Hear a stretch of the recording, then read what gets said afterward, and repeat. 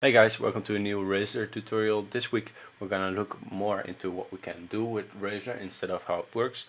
So we're gonna make sort of a pad sound. This is what it's going to sound like. And it's great for chords, for example.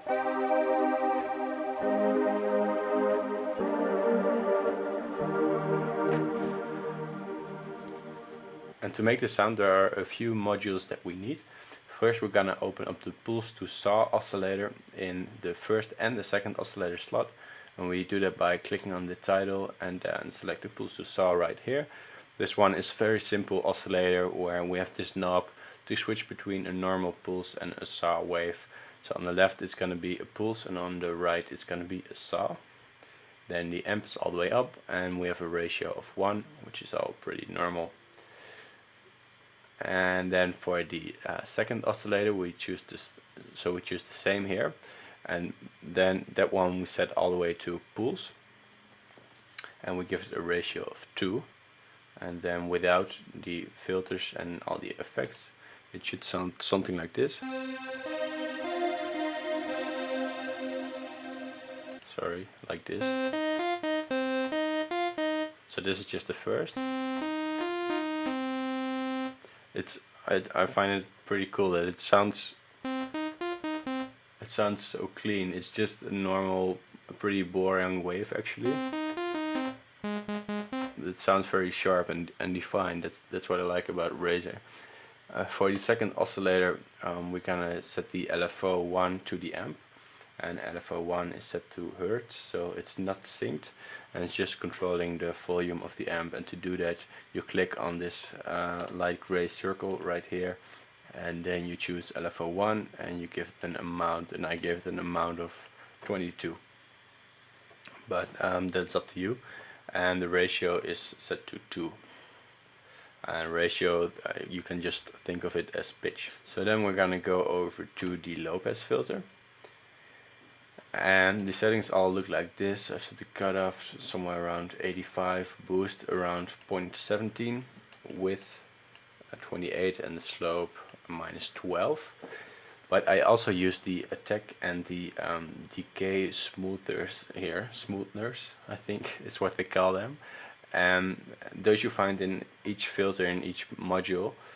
And what they do is they attenuate, they smooth out the attack and the decay of the sound or the high frequencies. So if you, for example, if I set LFO2 here to the cutoff,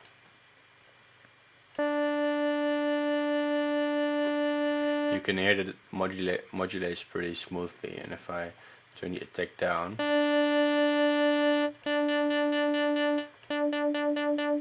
it's gonna be more aggressive. So this smooths down the rough edges of the modulation.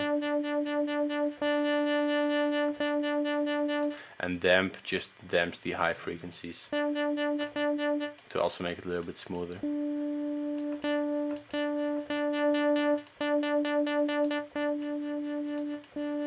But I'm gonna disable that assignment for now. Click it again and then select none. And I'll turn the decay a little bit up again. These were somewhere in the middle, I believe. And then we have the reverse effect right here.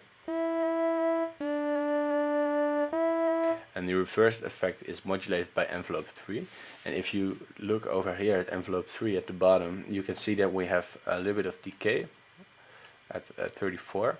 And I click the echo button right here. And the echo means that this envelope 3 is now going to listen to this echo delay. So this envelope is basically repeating with the speed that I set the delay right here.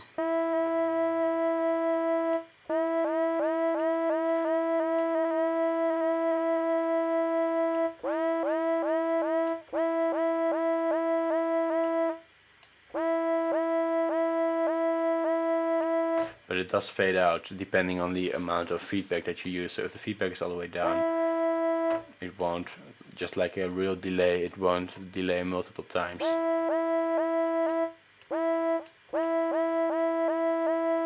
And now it slowly fades out.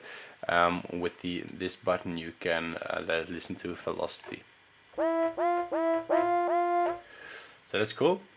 Then I'm gonna turn it a little bit down again. Then we get to the reverb. I give it a lot of dry wet, and I use the sync reverb, by the way. A lot of dry wet, a little bit more decay, high damp. I don't want that, so this button's all the way down, this knob, and smear is somewhere at, I don't know, somewhere in the middle, 47. And that's basically it. And I think I forgot to tell what the reverse effects do.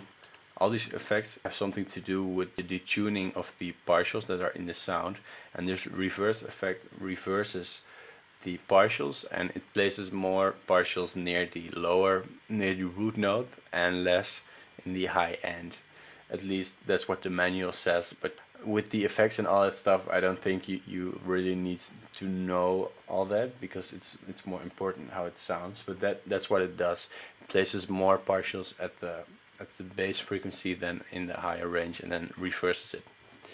And one other thing you should do, of course, is I think normally it comes up as a mono synth, but since this sound is great for chords, you should set it to poly right here, and then give it some voices. 3 is going to be enough, so you can play 3 notes at a time.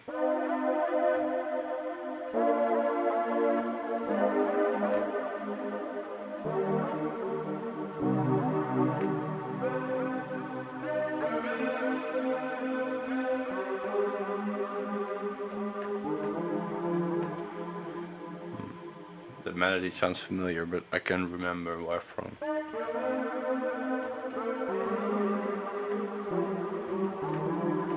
Anyway, that's the sound, and enjoy and experiment some more with Massive, and next week we're gonna look into more advanced modules and maybe do some bass sounds.